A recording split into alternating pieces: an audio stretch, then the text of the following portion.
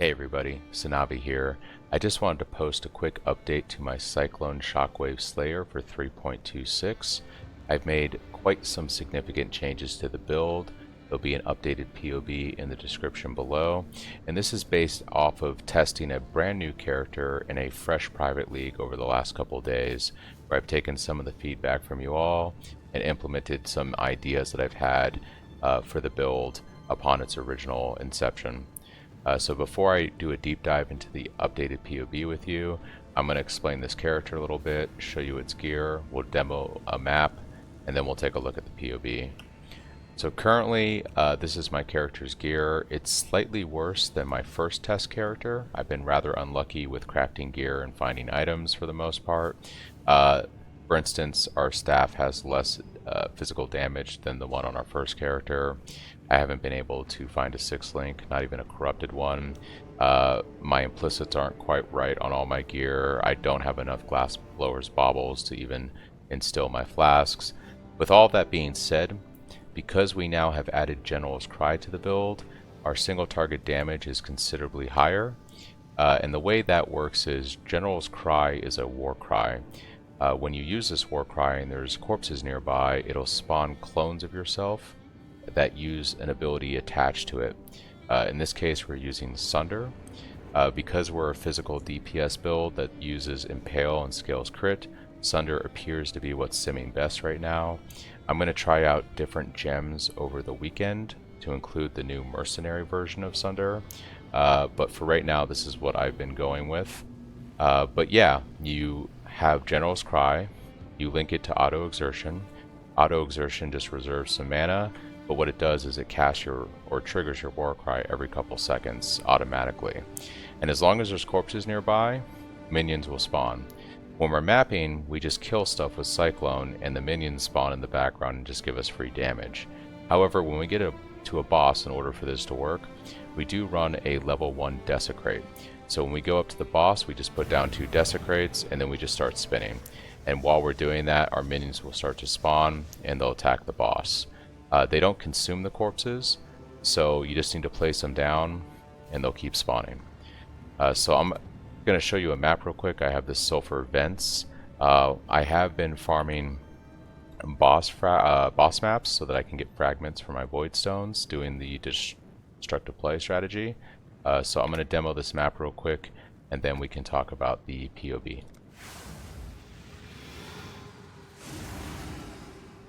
So yeah, you're just going to jump into your map and then pop Blood Rage and start spinning. And you're going to see that my clones are going to spawn, and you're going to see these giant blue crystals that are going to start appearing everywhere. That's them doing Sunder.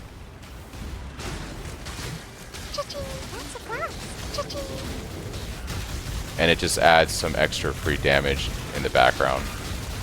Just to use this piece of shit.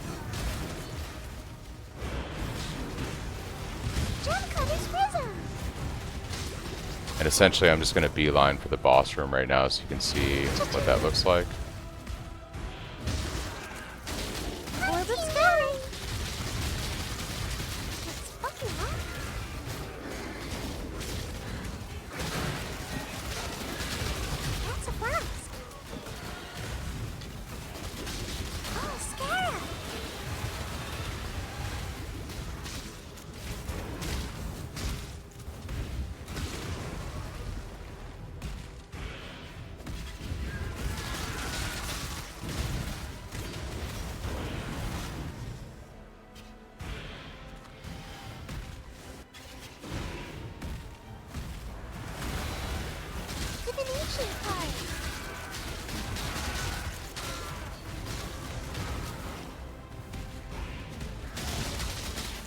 We pop down that Desecrate and we just keep spinning.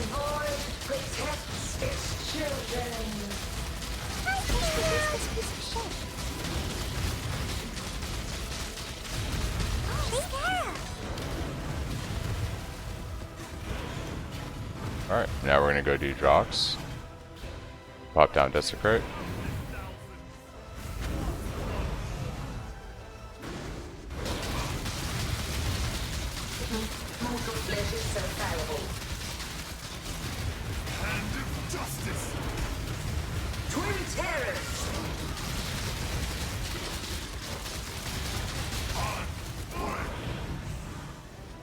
is your life. Trade away.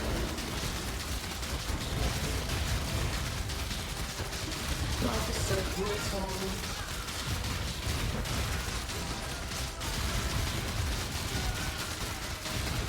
Feel this pull.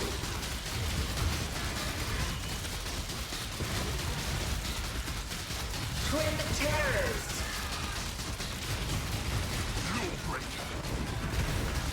Suck my. And that's pretty much the gameplay. I'm gonna go ahead and hop back to the hideout. Then we can talk about the POB. So currently, I have made some pretty big changes to the POB.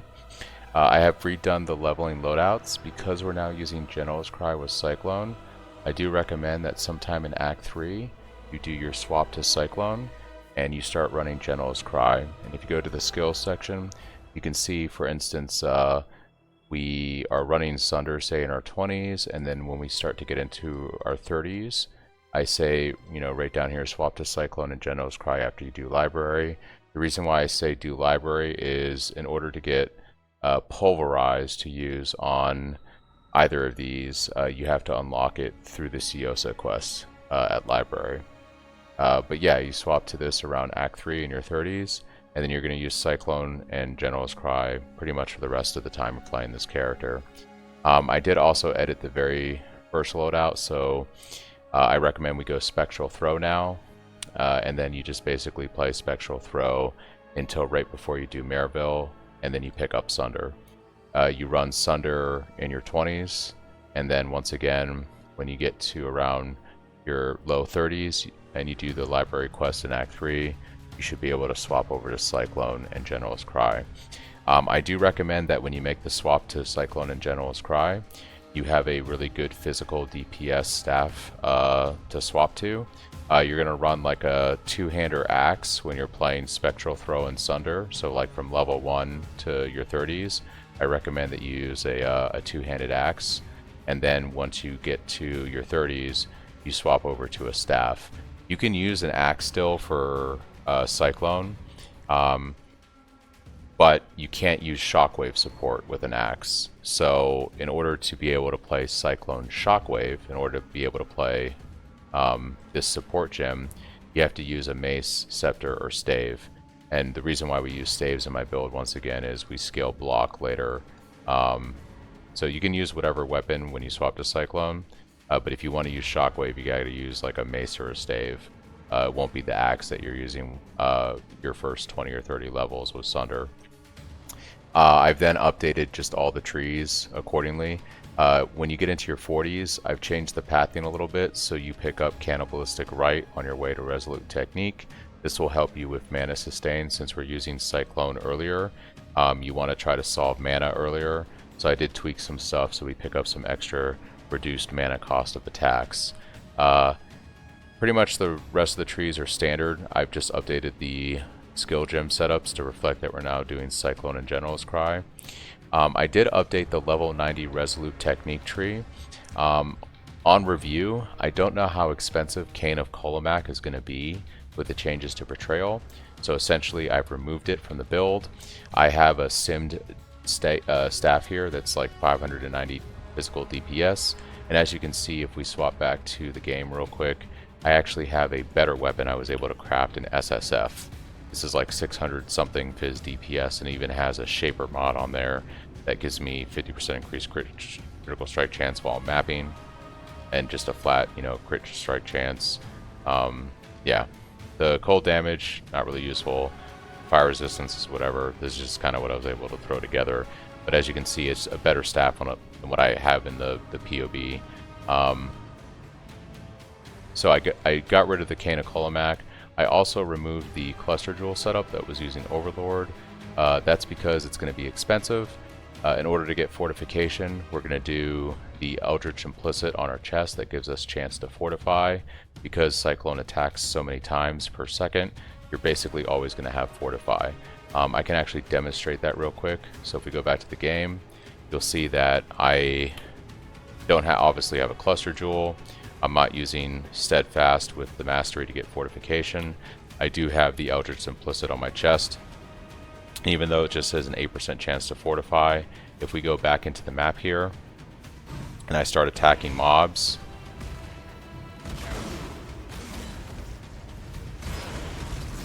you're going to see my fortify is already at 15 stacks.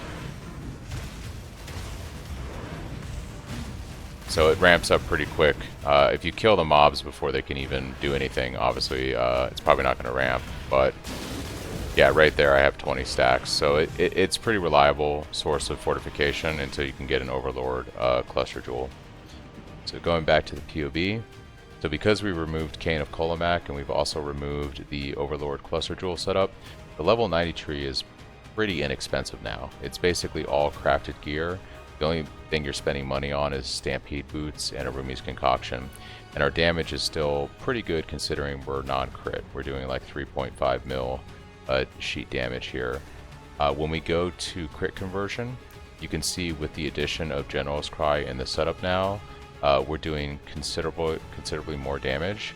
Some people have expressed concerns about how low the physical max hit is. That's because we're running Abyssus and it makes us take a lot more physical damage. I did create a level 90 crit conversion and physical damage reduction tree. This simply removes Abyssus and puts in just a random, life armor helm.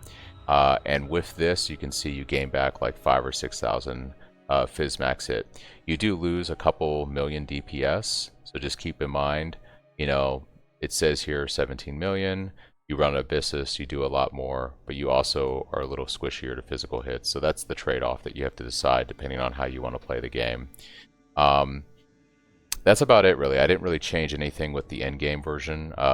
You can see we're doing a lot more damage now, but once again, that's because we're using the General's Cry. It adds pretty significant damage. If I disable this, you can see the difference. It basically almost doubles our damage having General's Cry in the build.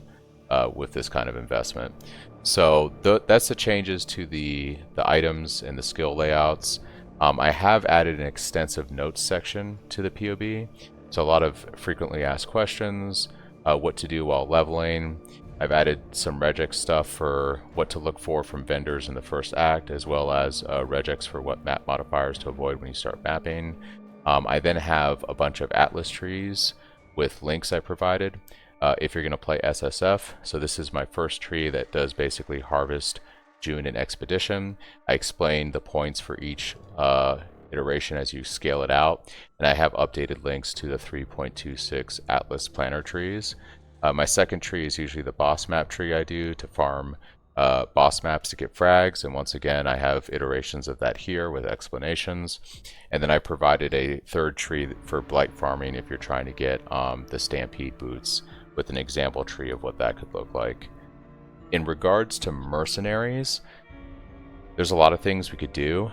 One of the interesting things I'm considering is, I've seen some videos on it and some comments from you guys. There is a link mastery right here.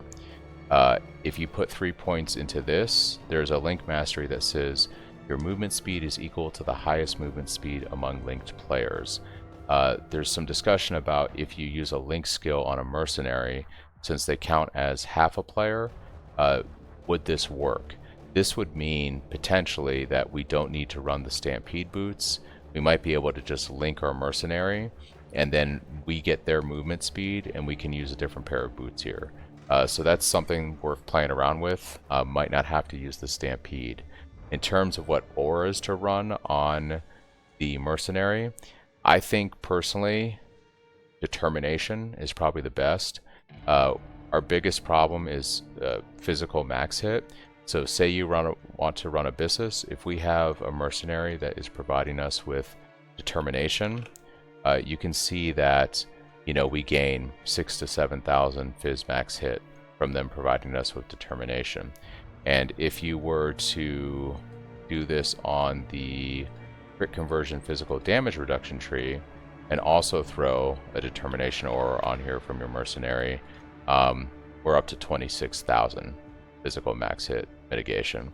So I think something where we're running Determination on a strength-based mercenary, potentially linking them to negate the downside of Cyclone of Tumult, is currently what I'm thinking about with Mercenaries, but obviously we won't know more until we get a chance to play around with them this weekend. But yeah, I just wanted to share a quick update to the build, show you what I've been doing over the last couple days, provide you with the updated POB, and yeah, my plan is to take tomorrow off. I'm not going to play PoE, I'm basically going to do some real life stuff, and then Friday I'll be streaming for League launch. Got a random sub, thank you Todd, while I'm filming the video, because I'm doing this through my Streamlabs, so it captures that. But yeah, I'm going to be streaming on Friday all day long, and I'm 50-50 right now on whether I'm going to do trade or SSF. There's a good chance I might do trade because all my friends are playing trade, and it would give me the ability to actually show you the full ability of this build because it's trade, so I can get easy access to the items just like you guys, and I can show you how to scale this and do this at a faster tempo. But also SSF provides me with the pleasure of, you know, having a more chill, relaxed environment, not feeling the pressure of having to keep up with the trade economy, and just kind of like the rewarding feeling of making my own gear and progressing through the Atlas and the bossing and all that, you know, in a more restricted environment. So I'm going to think about it over the next few days, and but either way I'll be streaming Friday. So thank you guys for all the amazing subs and follows over the past week. It's been extraordinary. I'm very happy that you guys have been so receptive to the build. I've seen a lot of kind of other Cyclone builds out there that seem to be a little disingenuous, and hopefully as many people have attested, having played this build in 3.25, I think that a lot of you are going to have a lot of fun playing it in 3.26. I know I will, and with the changes to Cyclone, the addition of General's Cry, and Mercenaries and whatnot, I think it'll be interesting to see how far we can scale this and what we can do. So thanks everybody for watching. I'll see you guys this weekend, and I'll catch you later.